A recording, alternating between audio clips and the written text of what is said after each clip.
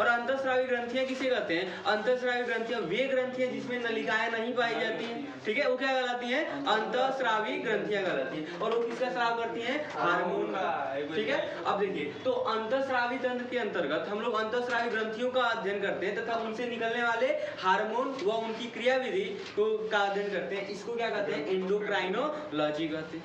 ये बात समझ में आई, ठीक है। तो डिफिनीशन क्या लिखी गई है कि अंतःस्रावी तंत्र के अंतर्गत अंतःस्रावी ग्रंथियों तथा उनके हार्मोन व उनकी क्रियाविधि का अध्ययन करते हैं। ये क्या कहलाता है? एंडोक्राइनोलॉजी कहलाता है। यहाँ तक हो गया। चलिए अगली हेडिंग बनाइए, ग्रंथियों के प्रकार। फिर से एक बार लिख लीजिए, ग्रंथियों के प्रकार। क्या पढ़ेंगे? ग्रंथियों के प्रकार। तो ग्रंथियां कितने प्रकार की होती हैं? 3 प्रकार। कौन कौन से बोले? बहिस्रावी ग्रंथियां वे ग्रंथियां होती हैं जिनमें नलिकाएं पाई जाती हैं, ठीक है। और वो किसका स्राव करती हैं? एंजाइम, जैसे लाल ग्रंथियां और यकृत, ठीक है। अंतःस्रावी ग्रंथियां वे ग्रंथियां होती हैं जिनमें क्या होता है? नलिकाएं नहीं पाई जाती हैं और ये अपने स्राव को रक्त के माध्यम से शरीर में भेज देता है, ठीक है। और ये क्या किसका स्राव करता है? हार्मोन का। और एग्जांपल क्या है इसका? पीयूष ग्रंथि तथा थायराइड। और इस पूरे चैप्टर में हम लोगों को इसी के बारे में पढ़ना है, अंतःस्रावी के बारे में। अब तीसरी ग्रंथि कौन सी है? मिश्रित ग्रंथि, ठीक है। तो मिश्रित ग्रंथि वे ग्रंथियां होती है जिसमें अंतःस्रावी और बहिस्रावी दोनों पाया जाता है, ठीक है। इसका एक एग्जांपल है कौन? अब यहाँ से आपके एग्जाम का क्वेश्चन भी यही है, ठीक है। हो गया यहाँ पे, ठीक। अब हेडिंग बनाइए, हार्मोन क्या निकलता है? हार्मोन। अब हार्मोन क्या है? हार्मोन एक प्रकार का क्या है? रासायनिक पदार्थ है, ठीक है, जो शरीर में भिन्न भिन्न कार्यों को क्या करता है? नियंत्रित करता है, ठीक है। आगे उसमें एक पॉइंट और लिख लीजिएगा, यह प्रोटीन उसे क्या कहते हैं? हाँ, उसी में कंटिन्यू, तथा स्टेरॉयड, हाँ स्टेरॉयड, तो फिजिक्स में ना नहीं, ये इसमें प्रोटीन तथा स्टेरॉयड दोनों हो सकता है,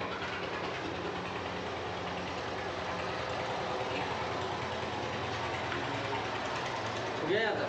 चलिए बस खत्म हो गया। हार्मोन रासायनिक पदार्थ है जो विभिन्न विभिन्न कार्यों को नियंत्रित करता है। ये प्रोटीन तथा स्टेरॉयड दोनों, यहाँ तक हो गया। चलिए अब हम लोगों को मेन पढ़ना है, ठीक है। हेडिंग बना लीजिए, अंतःस्रावी ग्रंथियों के प्रकार।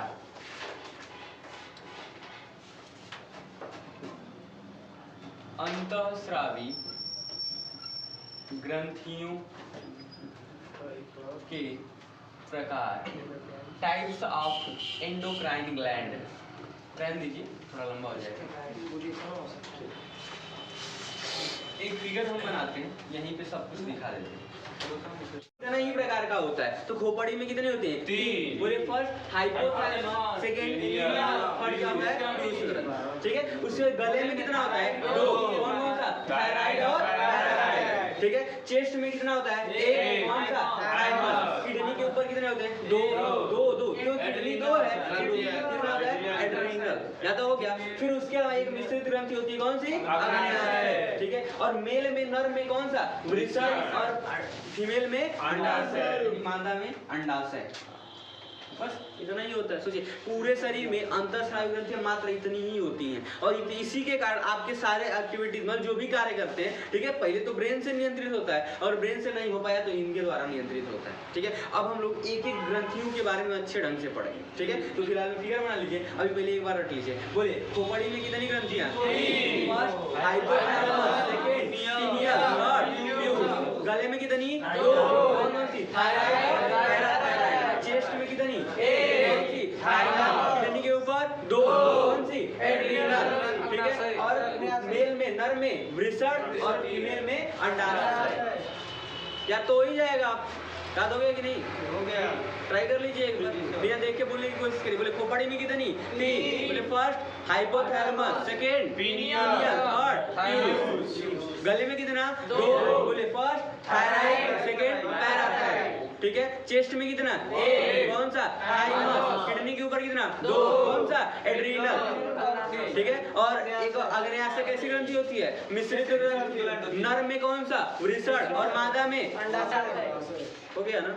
कर लीजिए। अच्छा, क्वेश्चन क्या क्या पूछेगा? क्वेश्चन तो एक पूछ सकता है ऐसे, इनकी लोकेशन कहाँ होती है। क्वेश्चन पूछ सकता है थायराइड कहाँ होता है? गले में। एक क्वेश्चन ऐसे पूछा जा सकता है। सुन लीजिए, पहले ध्यान से रुकिए, सभी लोग लिखिए मत। मुझे लगता है थायराइड कहाँ होती है, कहाँ पे, गले में, ठीक है। पीयूष ग्रंथि कहाँ होती है, खोपड़ी में, कान के नीचे, मतलब खोपड़ी में ही होती है, कान के नीचे मतलब अंदर साइड में होती है, वो उतना नहीं कर सकते, ठीक है। उसके बाद पूछा जाता है थाइमस ग्रंथि कहाँ होती है, चेस्ट में, मतलब क्या फेफड़े के नीचे होती है, ठीक है, वहाँ या हृदय के नीचे कह सकते हैं। और किडनी, ये भी क्वेश्चन पूछा गया कि किडनी के ऊपर कौन सी ग्रंथि होती है, कौन सी, मिश्रित ग्रंथि किसे कहते हैं, अग्न्याशय को, नर में कौन सा, वृषण, मादा में कौन सा, अंडाशय। इसको आप लोग क्लिक हो गया। चलिए अब सुन लीजिए 1 मिनट।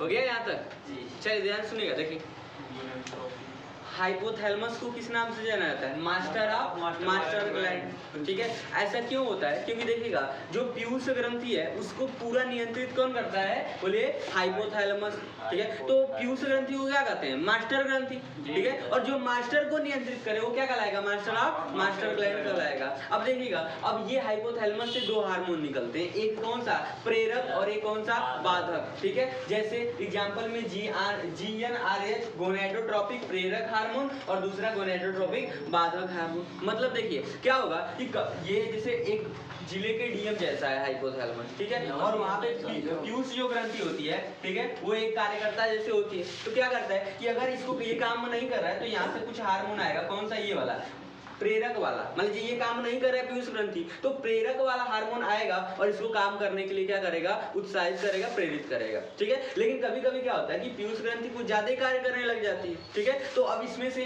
दूसरा हार्मोन निकलेगा, जो कौन सा हार्मोन होगा, बाधक हार्मोन, और आके इस पीयूष ग्रंथि के हार्मोन को क्या कर देगा, रोक देगा। इसीलिए देखिए पीयूष ग्रंथि पूरे शरीर के और अन्य ग्रंथियों को नियंत्रित करता है, लेकिन पीयूष ग्रंथि को नियंत्रित कौन करता है, हाइपोथैलेमस। समझ में आ गया ये बात, ठीक है, हटा दें पूरा, ठीक है। अरे सर जेब पे लिख रहे हैं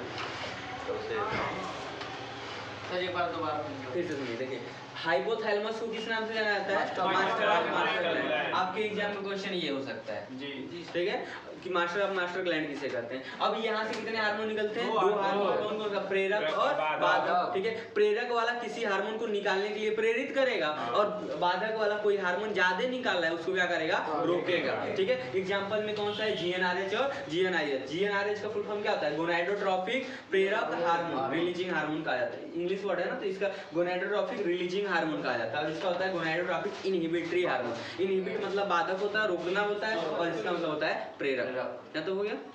अगली हेडिंग पीयूष ग्रंथि। अब हटा देना, देखिए जो मेन पॉइंट होता है उसको हमेशा ट्रीट कर देते हैं, यही क्वेश्चन आएगा। पीयूष ग्रंथि ये थोड़ा अच्छी ग्रंथि है और थोड़ी बड़ी भी कर सकते हैं।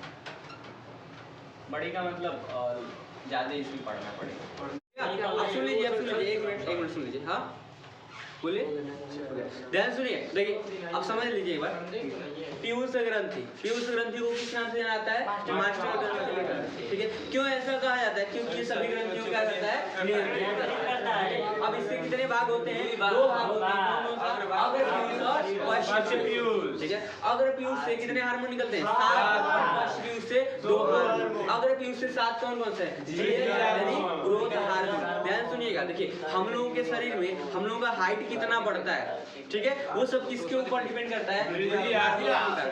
कुछ व्यक्तियों में क्या होता है कि वृद्धि हार्मोन ज्यादा निकलता है, ठीक है, तो ज्यादा मतलब लंबे हो जाते हैं, और कुछ में कम निकलता है तो बौने हो जाते हैं, ठीक है। अभी उस बीमारी का नाम बताएंगे, ठीक है, हिंगैटिज्म कहा जाता है। और दूसरा क्या आता है, पुटिका प्रेरक हार्मोन। इसके बारे में डिटेल अध्ययन आप लोग अगले चैप्टर में करेंगे, प्रजनन तंत्र के बारे में, ठीक है, क्योंकि वहाँ पुटिका क्या होता है वो सब समझ में आएगा, तब ये चीजें समझ में आएगी, ठीक है। ये है ल्यूटिनाइजिन, ये दोनों वहाँ बता देंगे अच्छे ढंग से। बच गए ACTH, ठीक है, एडिनोकार्टिकोट्रोफिक हार्मोन। जानते हैं ये, देखिए अब आपने पढ़ा था एड्रीनल ग्रंथि, ठीक है, पढ़ा भी हो या ना पढ़ा हो, तो देखिए किडनी के ऊपर जो ग्रंथि होती है उसे क्या कहते हैं, एड्रीनल ग्रंथि। किडनी के कितने भाग होते हैं, 2, कौन कौन से, कार्टेक्स और मेडुला बताए थे। उसी प्रकार एड्रीनल ग्रंथि के भी 2 भाग होते हैं, और एड्रीनल ग्रंथि को जो नियंत्रित करता है वो कौन होता है, एडिनोकार्टिकोट्रोफिक हार्मोन, ठीक है। पीयूष ग्रंथि से हार्मोन आएगा, किडनी के ऊपर जो ग्रंथि है एड्रिनल ग्रंथि, उसको कौन सा हार्मोन नियंत्रित करेगा, ACTH। फुल फॉर्म क्या है, बोले एडिनोकार्टिकोट्रोफिक हार्मोन, ठीक है। अच्छा ये कहाँ नियंत्रित करेगा? ये मेल में टेस्टीज में, ये टेस्टीज पे ये दोनों एक्ट करते हैं, दोनों कार्य करेंगे, FSH और LH ये दोनों टेस्टीज पे काम करेंगे, और यही हार्मोन फीमेल में ओवरी पे कार्य करेंगे। इसलिए हम इसको करें वहाँ बता देंगे, ठीक है, कि दोनों ये वहाँ पे बता देंगे। अब MSH है, ठीक है, इसका फुल फॉर्म क्या होता है? मेलानोसाइट प्रेरक हार्मोन, ठीक है। तो ये क्या करता है, हम लोग के शरीर में एक मेलानिन नामक पदार्थ बनता है, और जिस व्यक्ति में मेलानिन ज्यादा होता है वो ज्यादा काला होता है, ठीक है। और पीनियल ग्रंथि पे जाएगा, ध्यान सुनिएगा, ये पीनियल ग्रंथि को नियंत्रित करेगा, पीयूष ग्रंथि पीनियल ग्रंथि को भी नियंत्रित करेगा, वहां से MSH आएगा, ठीक है, और उससे व्यक्ति काला होगा, गोरा होगा, सब कुछ वहां से पता चलेगा। समझ में आया?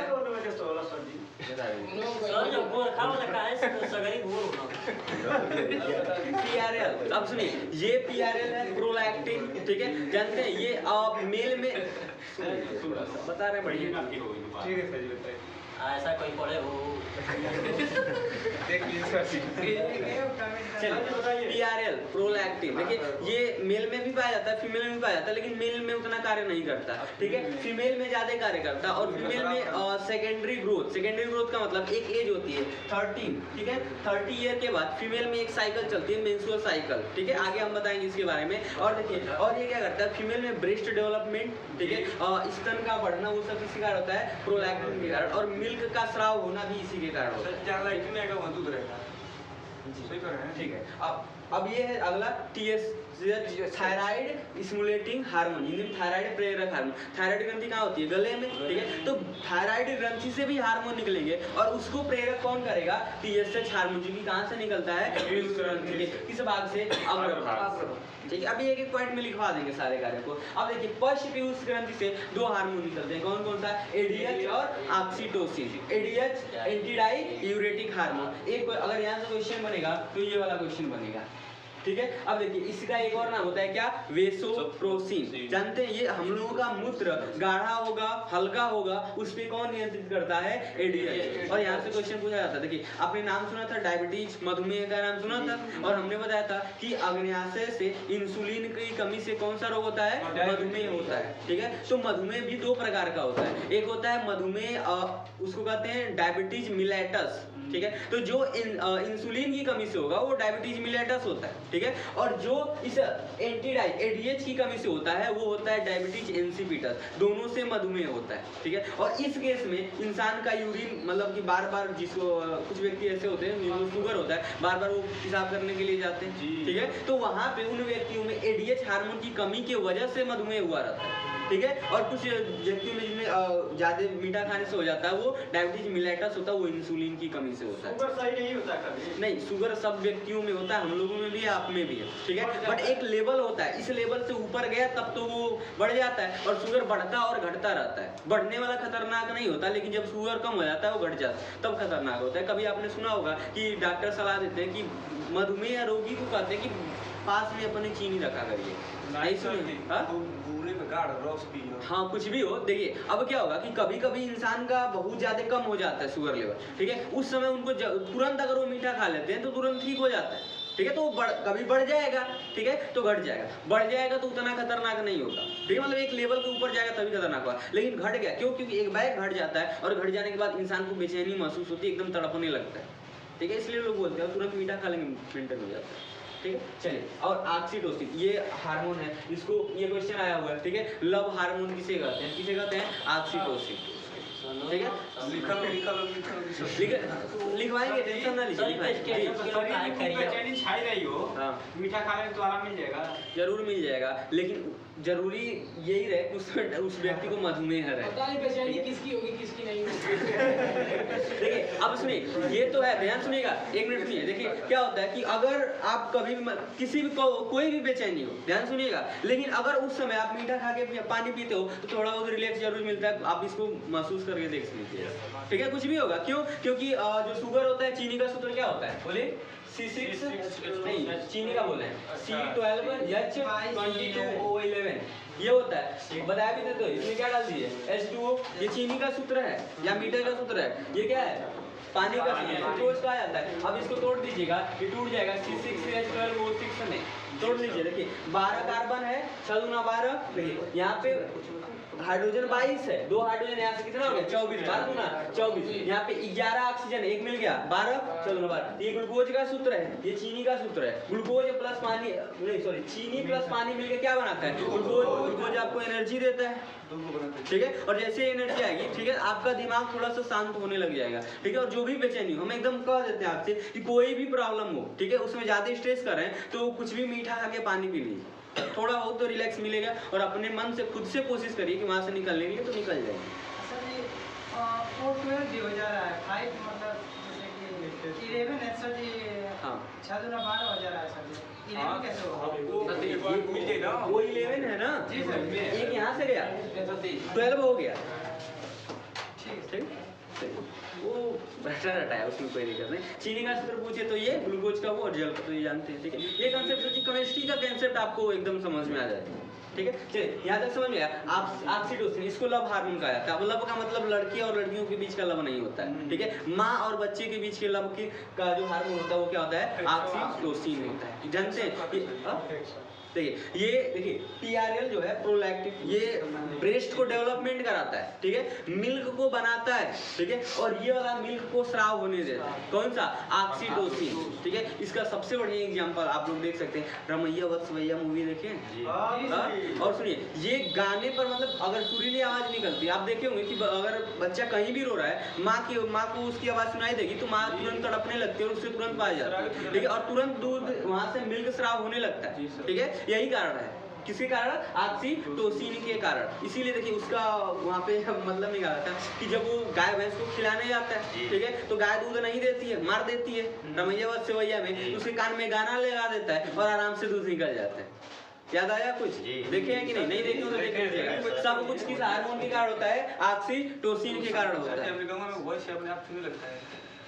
ये हो ऑक्सीटोसिन ज्यादा हो जाएगा। अब देखिए इसका कुछ मिसयूज भी किया जाता है, ठीक है। यहाँ तो ठीक है, सुन लीजिए थोड़ा, बाद में मत लीजिएगा। देखिए क्या होता है कि यहाँ तो मान लीजिए हम लोगों के गांव में 1 गाय 2 गाय 3 4 गाय इतना ही रखते हैं, ठीक है। बड़े बड़े मतलब शहरों में ढेर सारी गाय रखते हैं लोग, ठीक है। तो गाय रखने के बाद उन लोगों का दूध निकालना है, मान लीजिए 10 लोग हैं और बहुत सारी गाय है, तो निकालते निकालते परेशान हो जाएंगे। फिर जब उन लोगों को गाय का दूध निकालने जाते हैं तो ऑक्सीटोसिन नामक इंजेक्शन लगा देते हैं, ठीक है, तो आराम से दूध निकल जाता है। बट प्रॉब्लम क्या होती है, कुछ दिन बाद गाय लंगड़ाने लगती है और जल्दी ही मर जाती है। अरे जो दूध रहता है वो खून रहता है। ठीक है, चलिए आप अच्छा जानते हैं, ठीक है। तो ये होता है क्योंकि ब्लड से ही वो बनता है, आपने सही बोला, ऐसी बात नहीं है, ठीक है। लेकिन वो निकलता नहीं है तो वो क्या करते हैं, ऑक्सीटोसिन का इंजेक्शन लगा देते हैं। हम भी जाते थे दूध लेने तो इतना इंजेक्शन भरा रहता था, थोड़ा सा लगाता था तुरंत दूध निकल जाता था, मेहनत कम करनी पड़ती थी। लेकिन गाय को बहुत नुकसान, अब तो मशीनरी से निकालते हैं। हाँ अब तो मशीन से, मतलब बहुत रीजन, हमारे सभी उतना कैपेबल नहीं होते हैं कि मशीन, मान लीजिए कोई लेके अकेले है, 4 को गाय रख लिया, दूध बेच रहा है, इलावा में खुद ही हमने देखा है, थोड़ा सा इंजेक्शन रखे रहते हैं, लगा देते हैं, काम हो जाता है उन लोगों का। वो अपने आप दो निकलने लगता है। हाँ मतलब थोड़ा सा हल्का सा करने के बाद, अब इसे आप इसमें कुछ लगाते भी होंगे, पता चलता होगा ये टाइट हो जाता है अगर ज्यादा लगाना रहे, ठीक है, तो इसीलिए वो लगा देते हैं, बहुत आराम से निकल जाते हैं। सुनिए ये हार्मोन, सुनिए बिना मतलब कोई भी इस तरह नारी वर्ग का व्यक्ति है, ठीक है, अगर जब तक चाइल्ड प्रोड्यूस नहीं किया, मतलब चाइल्ड बर्थ नहीं किया, ठीक है, बच्चा पैदा नहीं किया, तब तक ये हार्मोन दूध निकालने ही नहीं देता। हाँ ये लगाया जाता है, खुद ही समझ सकते हैं, ऑक्सीटोसिन, ठीक है। और क्वेश्चन आपसे कहाँ से, छोड़िए आप ज्यादा नॉलेज मत लगिए ना, साइंटिस्ट बन जाएगा। क्वेश्चन आएगा लव हार्मोन किसे कहते हैं, यहाँ से क्वेश्चन पूछा जाता है। और ये तो थोड़ा कम ही पूछा जाता है, क्वेश्चन क्या पूछा जाता है, इंसुलिन की कमी से कौन सा रोग, मधुमेह। आप जानते रहिएगा ADH की कमी से भी कौन सा रोग, इधर से कोई क्वेश्चन नहीं है, TSH आएगा, थायराइड प्रेरक हार्मोन कहाँ से सरा होता है, तो सभी कुछ लोग समझते हैं थायराइड प्रेरक, थायराइड में थायराइड ग्रंथि से, थायराइड ग्रंथि से नहीं, कहाँ से, पीयूष ग्रंथि। ये थायराइड ग्रंथि को क्या करेगा, उत्तेजित करेगा हार्मोन निकालने के लिए, प्रेरक है ना, प्रेरित करेगा। इसके बारे में एक लाइन कर, वृद्धि हार्मोन कहाँ से निकलता है, पीयूष ग्रंथि के भाग से, अग्रभाग से, ठीक है, और ग्रोथ बढ़ाता है। ये क्वेश्चन ये थोड़ा कम ही आएंगे सर, PRL प्रोलैक्टिन, बट आप समझ सकते हैं इतना, कितने हार्मोन होते हैं, 9, 7 कहाँ से, बोले अग्रभाग से, और बोले ये देखिए ये इसे तो पीयूष के 3 भाग होते हैं, ठीक है, हमने बताया नहीं, ये MSH होता है, बीच वाले भाग से होता है, तो उतना डेप्थ में नहीं जाना, आप सीधे सीधे ऐसे लिख लीजिएगा। चलिए आज के लिए इतना ही, कल हम इसको यहाँ से मतलब एक के बारे में लिखेंगे। कल आएंगे, कब नहीं आपका? कल नहीं, अगली क्लास। सर कल आइएगा, सोमवार नहीं है, कल आइए। हम आए थे, आप लोग नहीं थे, अब उसके लिए हम क्या करें, बंद कर दीजिए। इसे भी पता है